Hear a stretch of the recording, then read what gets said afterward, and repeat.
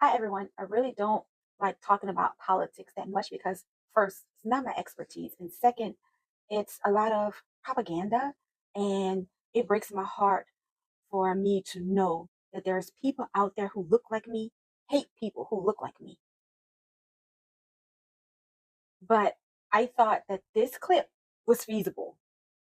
Just take a look. I don't think Israel's the only one. But it's the only one where you're instantly called an anti-Semite for asking questions. And it's also the only government that no one will ever criticize. And I People find criticize Israel every minute of every day. Like, the only government that people will not criticize, Rashida Tlaib just tweeted out calling Benjamin Netanyahu a war criminal. Rashida Tlaib? No, You said no one will criticize. No, I'm talking about Republicans that I would vote for, including you.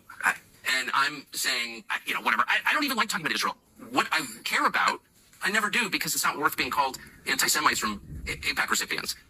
But now we are on the verge of joining a war, and I just want to be clear about why we're doing this. All right, so, and let's get into Iran momentarily, but you suggested it was a strange thing that I said a minute ago, that when I came into the Senate, I resolved that I was going to be the leading defender of Israel. And what you didn't ask is why, so let me tell you why. No, you said I was obsessed with Israel, and you had just told me that, like, your driving motive to get to the Senate was to defend Israel. I'm like, I don't think I'm the one who's obsessed with Israel. Okay, Tucker, words matter. Uh-huh.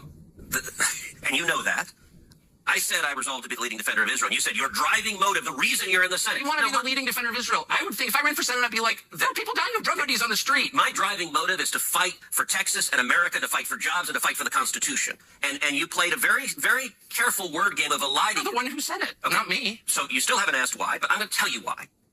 Okay. And the reason is twofold. Number one, as a Christian, growing up in Sunday school, I was taught from the Bible, those who bless Israel will be blessed, and those who curse Israel will be cursed. And from my perspective, I want to be on the blessing side of things. Of those who bless the government of Israel? Those who bless Israel is what it says. It doesn't say the government of, it says the nation of Israel. So that's in the Bible. As a Christian, I believe that. Where is that?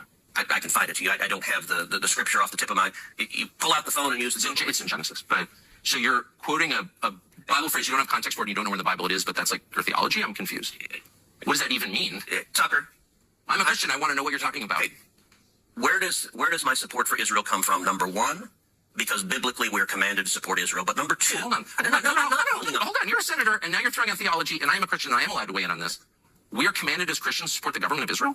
We are commanded to support Israel. And what does that mean, Israel? We're told those who bless Israel will be blessed. But what? Hold on. Define Israel. This is important. Are you kidding?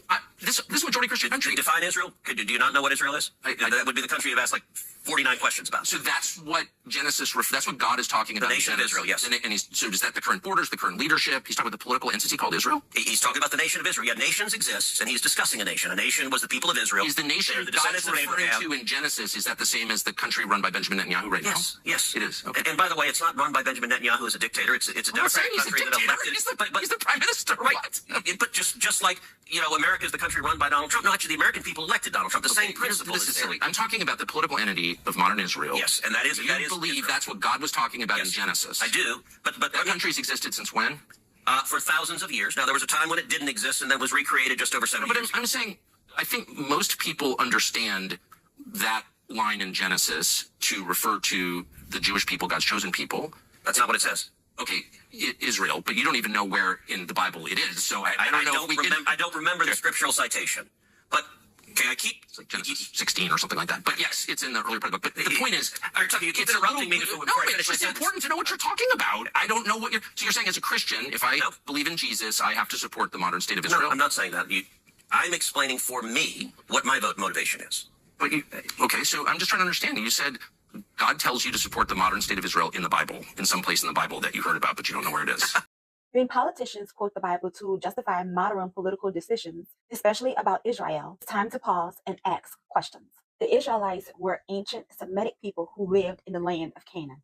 They were tribal, agrarian, and often oppressed by Egypt, Assyrian, Babylon, Greece, and Rome. Their religion was shaped by these traumas and their God's promises, often tied to obedience of the law, land inheritance, and covenant loyalty. They were not white Europeans. They were not the founders of the State of Israel in 1948. Most modern scholars agree that today's ethnic Israelis are largely Ashkenazi or Sephardic Jews, many of whom descended from European converts, not the 12 tribes of biblical Israel. This is why I make the videos about Christianity and host the lives about deconstructing Christianity, because of reasons like this.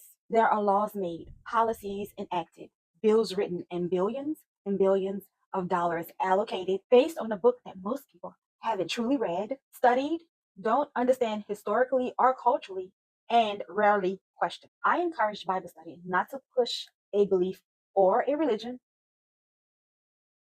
but to help people ask better questions and think for themselves.